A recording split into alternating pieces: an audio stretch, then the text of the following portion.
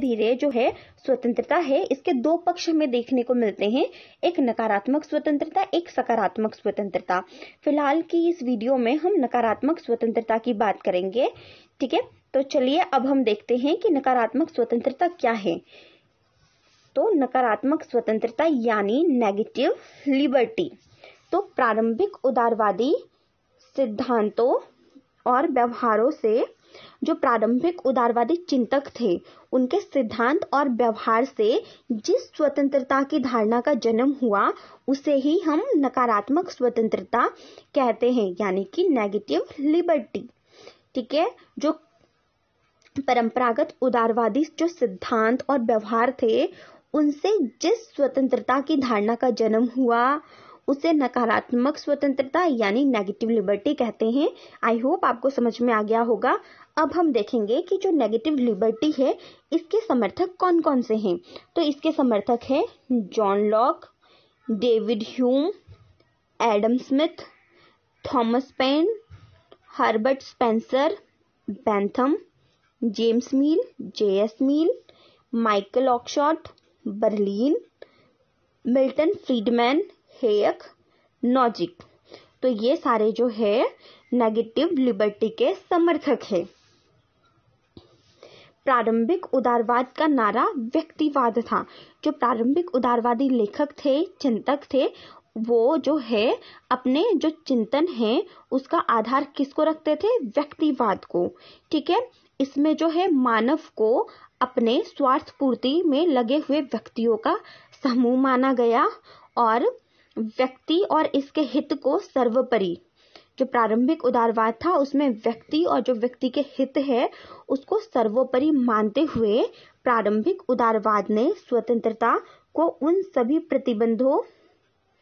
सभी प्रकार के बंधनों का अभाव माना जो व्यक्ति पर उसकी इच्छा के विरुद्ध लगाए जाते हैं। जो प्रारंभिक उदारवादी थे उनका मानना था कि व्यक्ति अगर कुछ करना चाहता है तो उसे उसकी इच्छा पर छोड़ दिया जाना चाहिए, मतलब उसे अपनी मनमर्जी का करने दिया जाना चाहिए, उस पर जो है किसी भी प्रकार का जो है प्रतिबंध नहीं लगाना चाहिए। और ये बंधन कौन कौन से हैं? जैसे राजनीतिक, आर्थिक, धार्मिक, नैतिक, मतलब सभी प्रकार के जो बंधन हैं उनको जो है गलत मानते थे प्रारंभिक जो उदारवादी थे वो। अब हम देखेंगे कि ये जो राजनीतिक स्तर पर जो प्रतिबंध है वो कौन से थे। तो राजनीतिक स्तर पर इसका अर्थ था कि राज्य की मनमानी शक्ति का बंधन, जो व्यक्ति है उस पर राज्य की जो मनमानी शक्ति है उसका बंधन नहीं होना चाहिए। समाज के आर्थिक और सामाजिक कार्य में राज्य का हस्तक्षेप तथा न्यूनतम राज्य का विचार। समाज का जो आर्थिक है और जो सामाजिक कार्य है उसमें राज्य का हस्तक्षेप जो है ना के बराबर होना चाहिए, व्यक्ति को उसके हाल पर छोड़ दिया जाना चाहिए। अब हम देखेंगे कि आर्थिक स्तर पर इसका क्या अर्थ था। आर्थिक स्तर पर इसका अर्थ है स्वेच्छाचारिता, यानी व्यक्ति को आर्थिक मामले में स्वतंत्र छोड़ देना, ठीक है।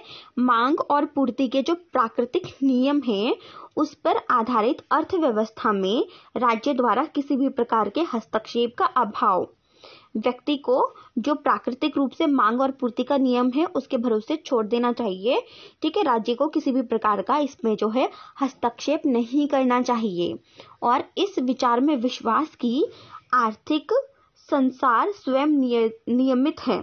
जो आर्थिक संसार है वो स्वयं से ही कुछ नीति उसमें निर्धारित है और उसी के अनुसार जो है चलता है, इसीलिए इसे अकेला छोड़ दिया जाना चाहिए। अब हम देखेंगे व्यक्तिगत स्तर पर स्वतंत्रता का क्या अर्थ है। तो व्यक्तिगत स्तर पर स्वतंत्रता का अर्थ था प्रत्येक व्यक्ति को अपने व्यक्तिगत मामले में स्वतंत्र छोड़ दिया जाए। राज्य और समाज व्यक्ति का जो निजी मामला है उसमें किसी भी प्रकार का कोई हस्तक्षेप ना करे। अब इसमें नोट करने वाली बात यह है कि जो व्यक्तिगत स्वतंत्रता है और जो सामाजिक हित है उसमें कोई विरोधाभास नहीं है, दोनों एक दूसरे के विरोधी नहीं है। अगर व्यक्तिगत हित की पूर्ति हो जाती है तो इसी में सामाजिक हित की पूर्ति निहित है, ठीक है। हॉब्स ने स्वतंत्रता को कानून का मौन माना, ठीक है। हॉब्स ने जो है स्वतंत्रता को कानून का मौन माना, मतलब जहां कानून का हस्तक्षेप न्यून हो, ना के बराबर हो, यानी जितने देर तक राज्य का कानून कोई प्रतिबंध नहीं लगाता व्यक्ति जो है अपनी मर्जी कर सकता है। लॉक ने भी राज्य को प्रभुसत्ता और जोर जबरदस्ती की शक्ति को शंका की दृष्टि से देखा और इस पर कानून द्वारा सीमाएं लगाने का प्रयत्न किया।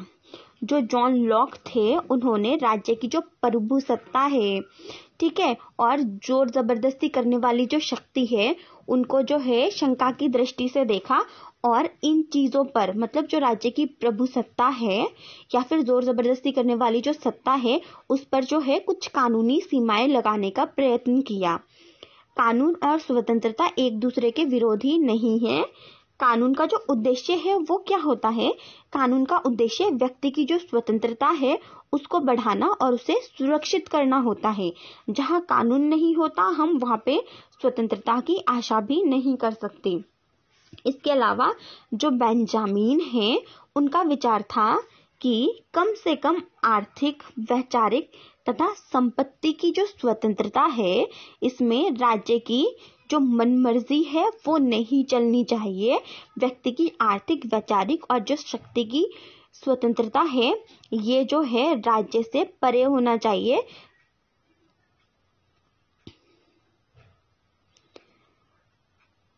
तथा संपत्ति की जो स्वतंत्रता है इन पर व्यक्ति का अपना खुद का अधिकार होना चाहिए, ठीक है। और राज्य की जो मनमर्जी है इन चीजों को लेकर, मतलब वैचारिक, आर्थिक, वैचारिक और जो संपत्ति की जो स्वतंत्रता है इस पर व्यक्ति का अपना खुद का अधिकार होना चाहिए। इस पर जो है राज्य की जो मनमर्जी है वो नहीं चलनी चाहिए। मॉन्टेस्क्यू ने स्वतंत्रता को एक ऐसा अधिकार माना जिसकी राज्य आज्ञा देता है।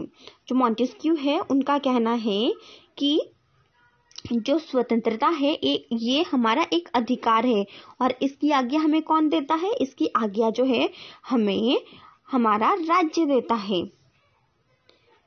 18वीं और 19वीं शताब्दी में जब स्वतंत्रता को कानून के माध्यम से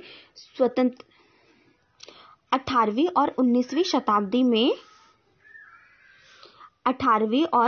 शताब्दी में जब स्वतंत्रता को कानून के माध्यम से सुरक्षित करने पर बल दिया जा रहा था उस समय कानून की भूमिका जो है सीमित थी।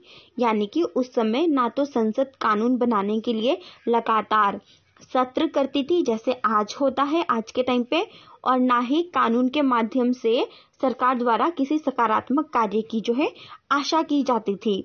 संसद समाज के जो संपत्तिशाली वर्ग थे, जो अमीर वर्ग थे, उनके हाथों में ही थी और उन संपत्तिशाली लोगों का, जो आम लोग थे, उनके दैनिक जीवन में जो है कोई इंटरेस्ट नहीं था, ठीक है, उसमें कोई जो है हस्तक्षेप नहीं करते थे।